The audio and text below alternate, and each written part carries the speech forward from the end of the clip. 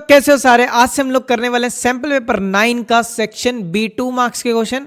और I think अगर 9 sample paper पे अगर हम पहुंचे हैं तो इसमें जो सबसे इजी सेक्शन मुझे लगा ना वो 2 मार्क्स का, ये सारे पेपर्स का अगर कंपैरिजन करूं, सीबीएसई का प्रीवियस ईयर पेपर है पर ऐसा ही आता है, ऐसा ही कुछ आता है। ठीक है, अगर ये सोच लिया कि बच्चे को पास करवाना है तो ऐसे वो क्वेश्चन जरूर डालेगा बीच बीच में, और बीच में एक आधा सांप जरूर छोड़ेगा, मतलब थोड़ा सा डिफिकल्ट क्वेश्चन।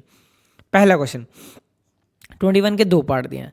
अगर मुझे करना हो तो सबसे पहले मैं बी पार्ट करूंगा अटेम्प्ट। ठीक है, अगर ए और बी में, क्योंकि मार्क्स किसके लगते हैं तुम्हारे, जो और वाले में जो तुम पहले करोगे उसी के मार्क्स लगेंगे। ठीक है, उसके काउंट होते हैं मार्क्स। क्लियर। तो क्या बोल रहा है अब, पर हम तो सीरियल ऑर्डर में करेंगे, पर अगर मेरा पेपर अटेम्प्टेशन होता तो मैं बी को पहले करता। ठीक है, पर अभी तो हम ए से ही स्टार्ट करेंगे। If two tangents are inclined at an angle of 60 degree, दो टेंजेंट है, बना लो फिर एक सर्कल। लो जी, तुम्हारे सामने एक सर्कल पेश कर दिया हम लोगों ने। कह रहा है if tangents are inclined at an angle of 60 degree, तो बाहर से इंक्लाइंड है at an angle of 60 degree. ठीक है, 60 डिग्री के एंगल पे वो इंक्लाइंड है। अब मेरी बात सुनना, अगर कोई चीज़ जैसे ये पूरा एंगल 60 डिग्री है, अगर बीच में से एक लाइन लगाई जाए, ये हम लोगों ने जब थ्योरम पढ़ी थी तो पढ़ा था कि ये दो बराबर हिस्सों में कट जाता है एंगल्स, तो ये 30, तो ये भी क्या हो जाएगा 30 हो जाएगा। क्लियर, इतना क्लियर है सभी को। आगे देखो फिर, ये 30 हो गया, तो हमें क्या निकालना है, ये लेंथ दी है, रेडियस 3 सेंटीमीटर है, ए बी और ये पॉइंट हो गया सी। इसमें रेडियस कितना है बेटा 3 सेंटीमीटर है, कितना है 3 है। ये 90 डिग्री एंगल है, कितना है बेटा 90 डिग्री है। ठीक है, और हमें क्या निकालना, find the length of each tangent, her tangent की लेंथ निकालनी है। क्लियर, ये इसको मैं x मान लेता हूँ। ठीक है, आप जैसे मर्जी निकाल सकते हो, ये 90 है ये 30 है, तो आप ये 60 करके भी निकाल सकते हो, tan 30 से भी निकाल सकते हो, ऐसा कुछ नहीं है। ठीक है, मैं बाद में एक और तरीका आपको बता दूंगा, 2 तरीके से बताता हूँ। तो बेटा ये जो चीज़ है 90 डिग्री के ऑपोजिट वाला क्या होता है, ये हाइपोटेन्यूज होता है, ये हमें पता है, ये हाइपोटेन्यूज होता है। तो जो एंगल दिया उसके ऑपोजिट वाला क्या होता है, परपेंडिकुलर होता है, और इधर वाला क्या होता है, बेस होता है। क्या होता है बेटे, बेस। ठीक है, ये हो गया आपके पास बेस। ठीक है, और ये आपके पास क्या हो गया, परपेंडिकुलर। क्या हो गया बेटा, परपेंडिकुलर, और ये क्या हो गया, हाइपोटेन्यूज। ठीक है, तो सामने वाला हाइपोटेन्यूज का स्क्वायर किसके इक्वल होता है, बेस का स्क्वायर प्लस परपेंडिकुलर का स्क्वायर। ठीक है, तो हाइपोटेन्यूज का स्क्वायर अगर उससे नहीं, वो चीज़ नहीं लगाएंगे यहाँ पे इसका कोई यूज़ नहीं है, इसका कोई फ़ायदा भी नहीं है। तो हम लगाएंगे tan of the angle 30 degree लगाते हैं, tan 30 perpendicular by base, perpendicular सामने वाला परपेंडिकुलर और नीचे वाला क्या हो गया, ये बेस हो गया। ट्रिग्नोमेट्री लगाएंगे, खत्म। एक तरीका तो ये हो गया। दूसरा तरीका क्या होगा, tan 30 की वैल्यू 1/√3 होगी, परपेंडिकुलर सामने वाला परपेंडिकुलर की वैल्यू 3, बेस की वैल्यू x। ठीक है, एक तो तरीका ये हो गया कि x की वैल्यू कितनी आ गई, 3√3 आ गई। अच्छा, कोई अगला तरीका हो सकता है, हाँ हो सकता है। अगर आपको ट्रिपलेट, एक और ट्रिपलेट होता है, जैसे ये है इस तरह से था, अगर इसकी मैं डायग्राम बनाऊँ, ये 90 डिग्री था आपके पास, तो आपको पता रखना है 90 डिग्री 60 और 30, तो 30 डिग्री के ऑपोजिट वाली जो साइड होगी वो 1 होगी, 60 के ऑपोजिट वाली √3 होती है, और नीचे वाली 2 होती है। नीचे वाली क्या होती है, 2। अब उसने जो हमें दिया रेडियस का वैल्यू 3 दिया है। ठीक है, उसने जो चीज़ दिया है वो कह रहा है कि ये जो रेडियस है ना, सेम चीज़ के लिए ये है आपके पास 60 है, यहाँ पे 30 है, और वो कह रहा है अगर मुझे ये सारी साइडें ऐसी बतानी हो, मैं ऐसे कैसे बता दूँ, ये 3 है ना, ये 3 है, तो ये क्या हो रहा है, ये 1 था, ये 3 आ गया, मतलब ये 3 से मल्टीप्लाई, तो सारी साइडों को 3 से मल्टीप्लाई कर दो, ये भी 3 से मल्टीप्लाई हो जाएगी, ये भी 3 से मल्टीप्लाई हो जाएगी। तो अगर मुझे ये साइड निकालनी होती तो ये आ जाती है आपकी 3 2 6 आ जाती, और ये साइड निकालनी होती है 3√3 आ जाती। क्या आ जाती, 3√3 देख लो, आप चेक कर सकते हो, यहाँ पर भी हमारे पास आंसर क्या है, 3√3 इतने सेंटीमीटर। ठीक है, आप इस तरीके से कर लो, चाहे इसको इस तरीके के साथ कर सकते हो। क्लियर है, तो ये हो गया आपका क्वेश्चन। अब इसका और वाला पार्ट दूसरा, prove that tangent drawn at the end of the diameter of a circle are parallel. ठीक है, अगर टेंजेंट ड्रॉ की जाए at the end of the diameter of a circle, then these are parallel. अगर इसके and पे एक diameter draw किया जाए ऐसे, ये मेरी बात सुनो, मुझे ये ऐसा लगता है कि ये एजर्शन रीजन में दिख सकता है कि एजर्शन डाल दे प्रूव दैट, मतलब ये एजर्शन बोलते हैं tangent drawn at the end of the diameter of circle are parallel, उसके बाद radius is perpendicular to tangent वाला कॉन्सेप्ट लगा के वो पूछ सकता है, ठीक है। तो ये एजर्शन रीजन में भी आपको दिख सकता है। तो ये हो गई टेंजेंट ड्रॉन की हम लोगों ने कहाँ पे, ये सर्कल का सेंटर है, इसके एंड पे, ठीक है, इसके एंड पे, और ये 90 डिग्री एंगल होगा, इधर से भी ये क्या होगा 90, ठीक है। इसके एंड पे अगर डायमीटर ड्रॉन किए तो ये क्या होंगे, पैरेलल होंगे। ये क्या हो जाएगा ए बी, और ये क्या हो जाएगा बेटा सी डी, ए बी और ये क्या हो जाएगा बेटा सी डी। तो गिवन आप बोल सकते हो tangent drawn at the end of the diameter of circle are parallel to proof A B parallel C D, A B parallel C D. Clear. तो हमारे पास क्या है, तो प्रूफ अगर देखोगे, अगर आप angle 1 is equal to angle 2, angle 1 is equal to angle 2, ये क्या है 90 डिग्री, क्या है 90। क्यों 90 डिग्री है, क्योंकि radius is perpendicular to tangent through the point of contact, through the point of contact. Clear, through the point of contact. अगर आपको ये चीज़ इतनी क्लियर है तो हम ये बोल सकते हैं but they are in shape of कौन से एंगल, ये कौन सी शेप बन रहा है, ये जेड शेप में अल्टरनेट एंगल होते हैं ना, but they are in shape of alternate angles, but they are in shape of alternate angles. तो ये जो दोनों लाइन है ए बी किसके पैरेलल हो जाएगा, सी डी के, A B parallel C D. तो ये हो गया आपके पास प्रूफ, ठीक है। इसका 22 नंबर पार्ट ये क्वेश्चन है। अब देखो इसमें कितनी वैल्यू है, 1 2 3 4। तो अगर वो रखे इन 4 वैल्यू को 0.5 मार्क्स की रख ले वैल्यू, है ना, तो इसके सॉल्यूशन को करना क्या, 0.5 जैसे एक वैल्यू पे, क्योंकि 2 मार्क्स का टोटल क्वेश्चन अगर रखा है तो 2 वैल्यू का एक नंबर रख लेगा, 50, एक ही 50 इसका एक, और एक पूरा सॉल्व करने का, ऐसे ऐसे कुछ रखा जा सकता है। सबसे पहली बार tan 30 की वैल्यू कितनी होती है, 1/√3 पता होनी चाहिए आपको। मुझे तो cos 60 की वैल्यू पता है, cos 60 की वैल्यू हाफ होती है, सीकेंड उसका ऑपोजिट होता है, तो इसकी वैल्यू क्या हो जाती है 2 हो जाती है। tan 45 की वैल्यू 1 होती है, ये सभी को पता है। नीचे 1 माइनस sin 60 की वैल्यू क्या होती है, √3/2 का स्क्वायर होती है। क्लियर। तो ये क्या आ जाएगा, ऊपर क्या आ जाएगा 2 × 2 बेटा क्या हो जाएगा 4 हो जाएगा, 4/√3। नीचे क्या हो जाएगा 1 माइनस √3 का अगर स्क्वायर करोगे 3 आएगा, 2 का स्क्वायर करोगे तो 4 आएगा, 1 माइनस 3/4 तो 1/4 बच जाएगा अगर एलसीएम ले लोगे। चलो कोई बात नहीं, 1/4 बचेगा ना, चलो नहीं पता लग रहा तो ऐसे कर दो। तो ये क्या आ जाएगा 4/√3, नीचे क्या आ जाएगा 1/4। जब घुमा दोगे इसको तो ये क्या आ जाएगा ऊपर आ जाएगा, ये नीचे आ जाएगा। तो 16/√3, 16/√3 हो गया। क्लियर। अब रैशनलाइज कैसे कर दोगे, √3 ऊपर √3 नीचे, तो 16√3, √3 इंटू √3 कितना हो जाएगा 3 हो जाएगा। तो या तो यहाँ तक आंसर छोड़ देते 16√3, या ये वैसे रूट को नीचे छोड़ना ही नहीं है हमें, 10th में तो हमने यही सीखा 9th 10th में कि रूट को नहीं नीचे छोड़ना, तो ये आंसर हो जाएगा 16√3/3। क्लियर। नेक्स्ट देखो ये 21, अल्फ़ा प्लस बीटा कह रहा है, अल्फ़ा प्लस बीटा और अल्फ़ा बीटा का वैल्यू निकाल दो। ये कुछ सुना सुना सा लगता है, इसको बोलते हैं प्रोडक्ट ऑफ जीरो, इसको क्या बोलते हैं sum of zero. Sum of zero का फॉर्मूला आप सभी को पता है -b/a, प्रोडक्ट ऑफ जीरो का फॉर्मूला c/a। तो मुझे आंसर किसका निकालना है, -b + c/a। सिंपल। a की हमारे पास फॉर्मूला क्या होता है, ax² + bx + c, x² के साथ वाला a की वैल्यू 5, b की वैल्यू x के साथ वाला, तो b की वैल्यू क्या है -6, c की वैल्यू क्या होगी 1, c की वैल्यू 1। ठीक है, पुट कर दो।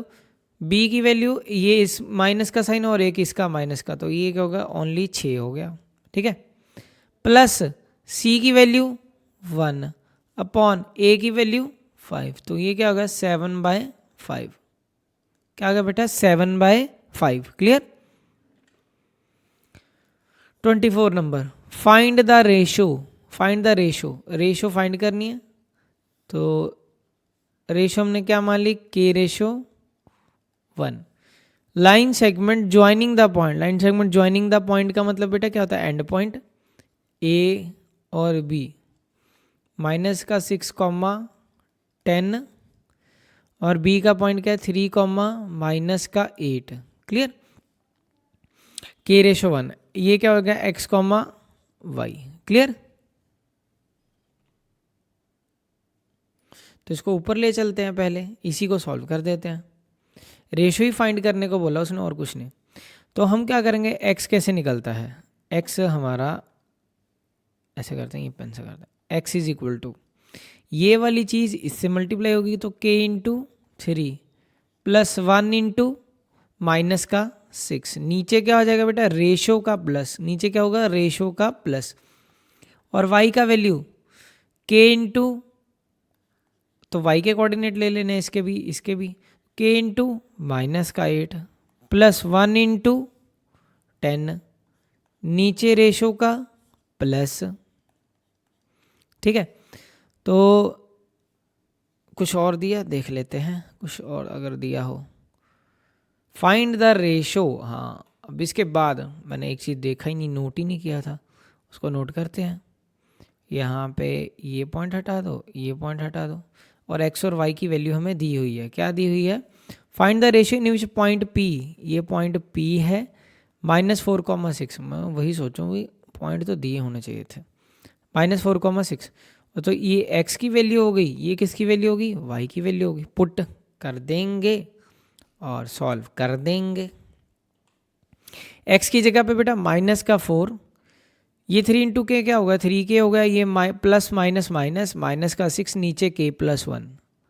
ठीक है, तो अगर आप क्रॉस मल्टीप्लाई करोगे, नीचे क्या है कुछ ये, तो -4 × k + 1 = 3k -6, -4k -4 3k -6, तो -4k -3k, -6 -4 था, यहाँ पे क्या हो गया +4, -6 +4 -2 -7k, तो ये क्या होगा k की वैल्यू क्या होगी 2/7, 2/7 हो गया। ठीक है, और y का वैल्यू, अब देखो ये मैंने निकाल दिया, आंसर तो मुझे आ गया, फिर रेशो क्या आ गया मेरा 2/7 आ गया।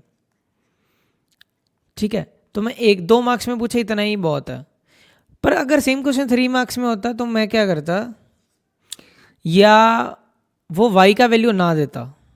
अगर इसके साथ अगर हम क्वेश्चन मान लें कि जो ये y का वैल्यू है, ये भी पूछता आपसे, ये 6 है वैसे इस क्वेश्चन में, वो चेंज भी तो कर सकता है क्वेश्चन कि y की वैल्यू भी निकालो। ठीक है, तो अगर वो निकालना हो तो फिर यहाँ पे k की वैल्यू पुट करके निकालते, पर अभी है हमारे पास तो हम क्रॉस चेक करके देखते हैं।